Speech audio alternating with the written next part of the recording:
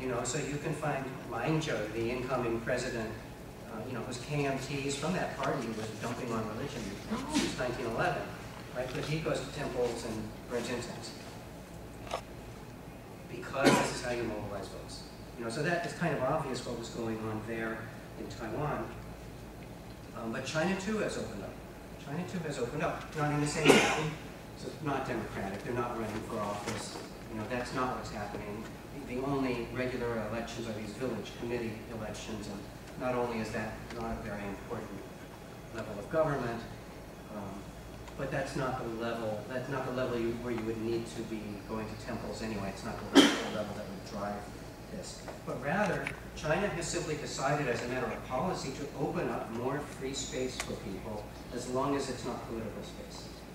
Right? As long as they'll stay doing their own thing by themselves in a way that does not appear to be threatening to the state. So, you know, no organizing on a national scale, for instance. That there's a lot more room given, and it's what Professor Yang has called the gray area of Chinese religion. You know, not the stuff, not the Eastern Lightning, which is a very strange Christian-esque sect, kind of scary for all of us, and you know, China really represses that when they can. Not the officially recognized church, what he calls the red market, but all the stuff in between that doesn't really have a legal position. It's technically not legal and could be repressed, but mostly it isn't repressed.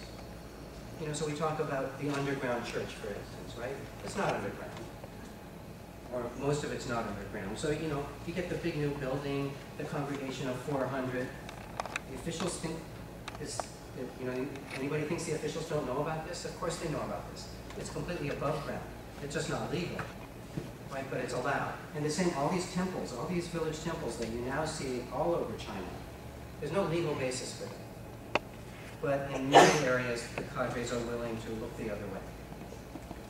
So we have all of this stuff coming back because there's greater openness. Actually, we see this in the NGO sector in general, even if we forget religion.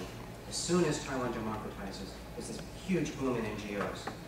The NGO literature sometimes gets the cause and effect backwards, but again, if you look at the numbers, it's not that NGOs give you democracy, it's that democracy gives you NGOs. But China also has a boom in NGOs, not because of democracy, but because of a new image of how governments should work, of what the relationship between state and society should be. And that, what we're seeing in religion, is a kind of echo of that. And then Malaysia, as I said, Malaysia is the strange one. It looks more like the earlier pattern. And the reason is the earlier pattern there was never interrupted, as I explained before.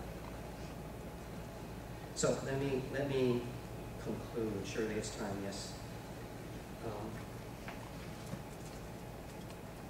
First, the idea that religion should be limited to the religious sphere.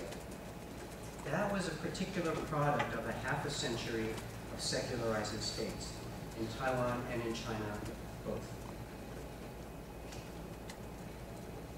And it's not a coincidence that this is the exact period when that word 宗教, religion, gets introduced into China. And for that matter, 迷信 is also an introduction. In this, 迷信 means superstition, right? Is also introduced at this time to talk about the stuff you refuse to recognize as religion, like temple worship that I've been describing. So that's the first point.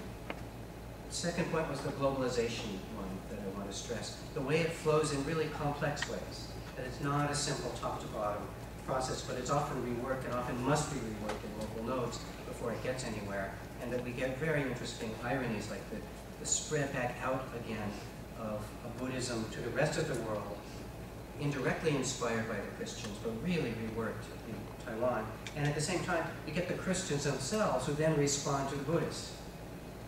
And so it's a very complex kind of interplay, much more interesting than the kind of simple globalization stories we sometimes tell. The third one, the idea that moving away from local social capital is not so much that it opens up new ways of cooperating with the state, but it has opened up new visions of what charity even is, and new gender opportunities. And I think both of those relate to a departure from this old vision of what's of how social capital works and what the social relations are inside of that. And then finally, the state comparison point, just to say that the actual religious structures we see are really sensitive to the structure of the state, to the opportunity structures that the state provides for people. So it made a huge difference. 1987, there was almost an overnight difference in Taiwan.